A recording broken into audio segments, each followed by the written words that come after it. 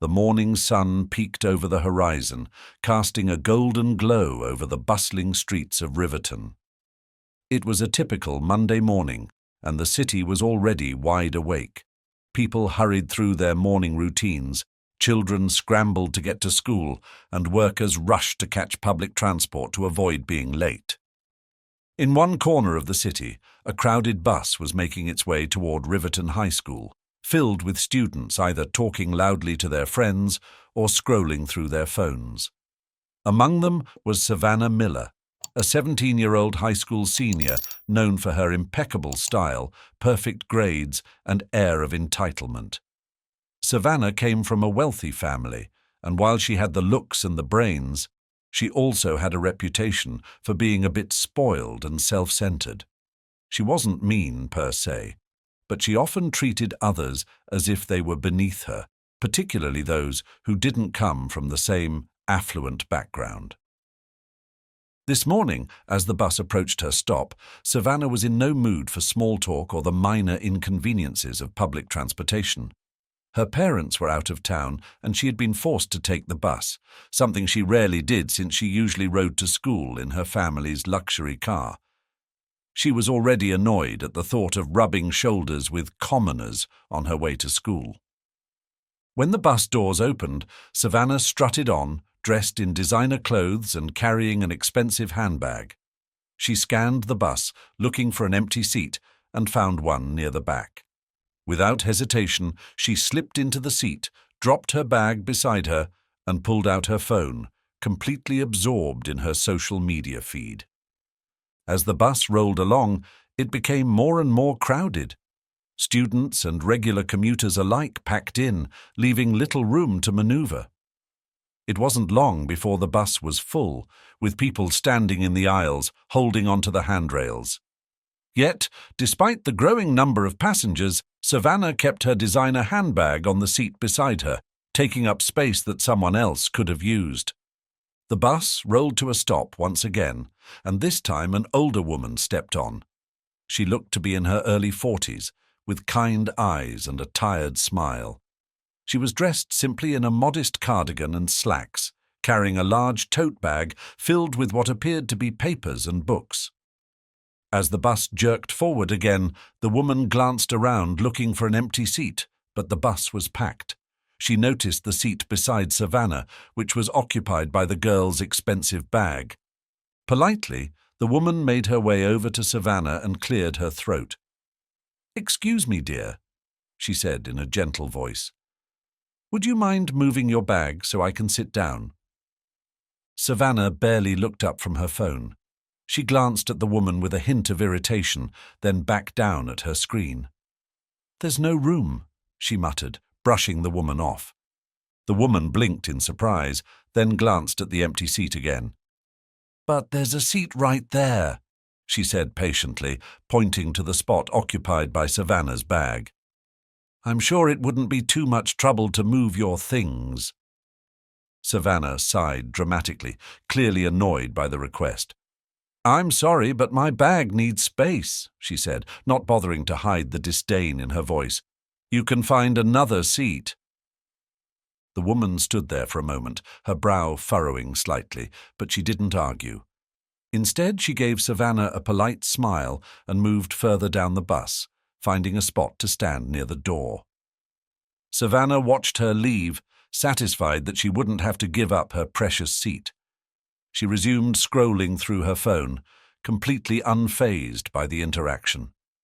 The bus eventually reached Riverton High School, and students began filing off, chatting excitedly about the day ahead.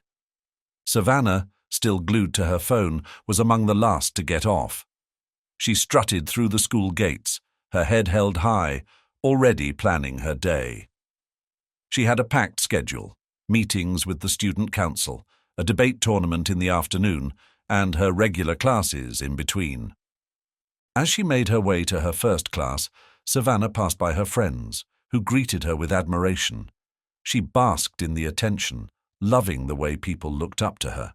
After all, she was Savannah Miller, popular, successful, and destined for greatness.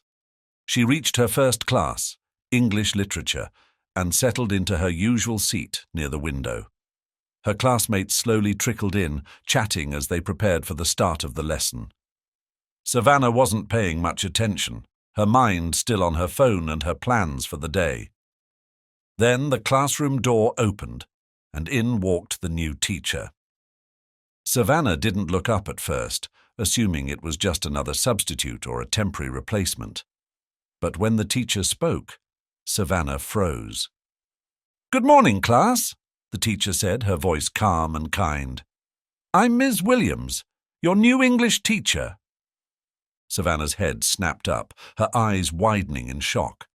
Standing at the front of the classroom was the same woman from the bus, the woman she had refused to give a seat to just minutes earlier. Ms. Williams smiled warmly at the class, her eyes briefly sweeping over each student. When her gaze landed on Savannah, there was no hint of recognition, no sign of bitterness or anger. Instead, she treated Savannah just like any other student, as if the encounter on the bus had never happened. Savannah's heart sank. She could feel the heat rising in her cheeks as the realization hit her. This wasn't just some random commuter she had brushed off on the bus. This was her new teacher, the one she'd be seeing every day for the rest of the school year. As the class went on, Savannah could barely focus. Her mind kept drifting back to the bus, to the moment when she had arrogantly refused to move her bag, treating Ms. Williams like she was invisible. And now, here she was, her teacher, someone who clearly commanded respect and had the power to influence her future. Savannah shifted uncomfortably in her seat, the weight of her actions settling heavily on her shoulders. Ms. Williams taught the lesson with grace and enthusiasm, engaging the students in discussions about classic literature and encouraging them to think critically. Despite Savannah's embarrassment, she couldn't help but notice how knowledgeable and kind Ms. Williams was. She didn't raise her voice or demand attention. Her presence alone commanded it. When the class ended, Ms. Williams smiled at the students as they gathered their things. "I'm looking forward to working with all of you," she said warmly. "And remember, my door is always open if you ever need help or just want to talk." As the students filed out of the room, Savannah lingered behind, unsure of what to do.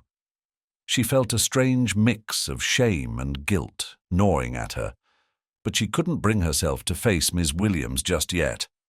Instead, she slipped out of the classroom, her head down, hoping that the teacher wouldn't remember their earlier interaction.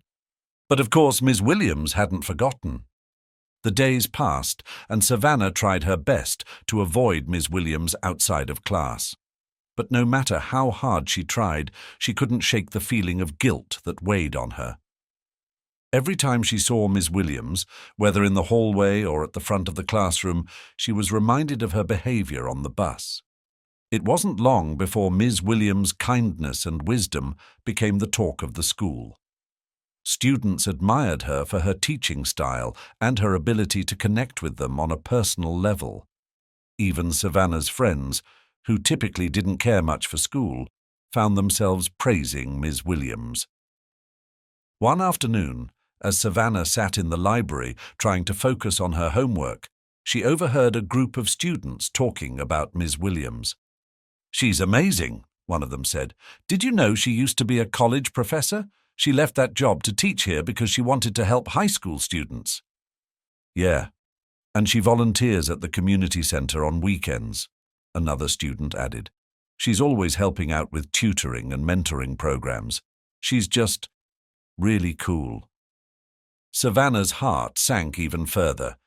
Not only had she treated Ms. Williams rudely, but she had done so to someone who had dedicated her life to helping others. The guilt was becoming unbearable. That evening, Savannah made a decision. She needed to apologize. The next morning, she arrived at school early, determined to speak to Ms. Williams before class. Her stomach churned with nerves as she approached the English department, wondering if Ms. Williams would even be willing to listen to her. As she reached Ms. Williams' classroom, she hesitated for a moment before knocking on the door. A soft voice called from inside. Come in." Savannah pushed the door open and stepped into the empty classroom. Ms. Williams was seated at her desk, reviewing papers, but she looked up with a warm smile when she saw Savannah. "Good morning, Savannah," Ms. Williams said kindly. "What can I do for you?" Savannah took a deep breath, her hands trembling slightly. "Ms. Williams, I just wanted to say I'm sorry." Ms. Williams raised an eyebrow, her expression curious. "Sorry? For what?" "For what happened on the bus the other day," Savannah said, her voice barely above a whisper. "I shouldn't have been so rude to you. I didn't realize who you were, but that doesn't excuse how I acted. I'm really sorry." Ms. Williams's face softened, and she set her papers aside, giving Savannah her full attention. "Thank you for your apology, Savannah," she said gently. "But you don't owe me an apology because of who I am. You owe it because of how you treated me, and because we should treat everyone with kindness and respect, regardless of their position or title." Savannah nodded, feeling tears prick the corners of her eyes. "I know," she whispered. "I was wrong. I've just been so caught up in my own world that I didn't even think about how I was treating other people." Ms. Williams smiled, her eyes filled with understanding. "It's never too late to learn, Savannah," she said. "We all make mistakes, but what's important is that we recognize them and work to become better. And from what I've seen, you're capable of great things." Savannah blinked back her tears, grateful for Ms. Williams' kindness. "Thank you," she said softly. Ms. Williams stood and walked over to Savannah, placing a gentle hand on her shoulder. "We all have room to grow," she said. "And I'm here to help you, just as I'm here to help every student in this school. Don't be too hard on yourself, okay?" Savannah nodded, a sense of relief washing over her. "Okay," she whispered. From that day on, Savannah's attitude began to change. She no longer saw herself as above others, nor did she treat people with the same dismissive arrogance she once had. Ms. Williams's words had stuck with her, and Savannah was determined to become the kind of person who treated others with respect, regardless of their background or appearance.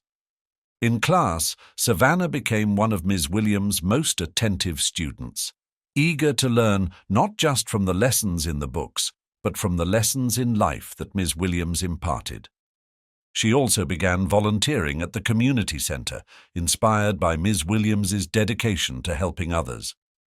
Savannah's transformation didn't go unnoticed by her friends and classmates.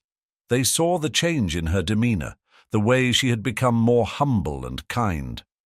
And though Savannah was still the same smart, driven student she had always been, she was now someone who valued empathy and compassion above all else.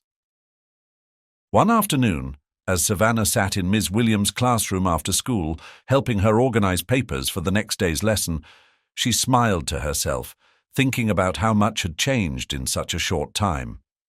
Ms. Williams looked over at her, noticing the smile. "What's on your mind, Savannah?" she asked. Savannah looked up, her eyes filled with gratitude. "Just thinking about how lucky I am to have you as a teacher," she said.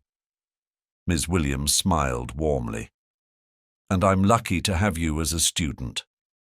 In life, we often judge others based on appearances or assumptions, forgetting that every person we encounter has their own story. Savannah Miller learned that lesson the hard way, but she also learned that it's never too late to change and grow. We should treat everyone with kindness, not because of who they are, but because of who we are. Compassion, humility, and respect are qualities that transcend titles and status, and in the end, they make the world a better place for all of us. If you enjoyed this story, YouTube thinks you'll like these stories, ASO.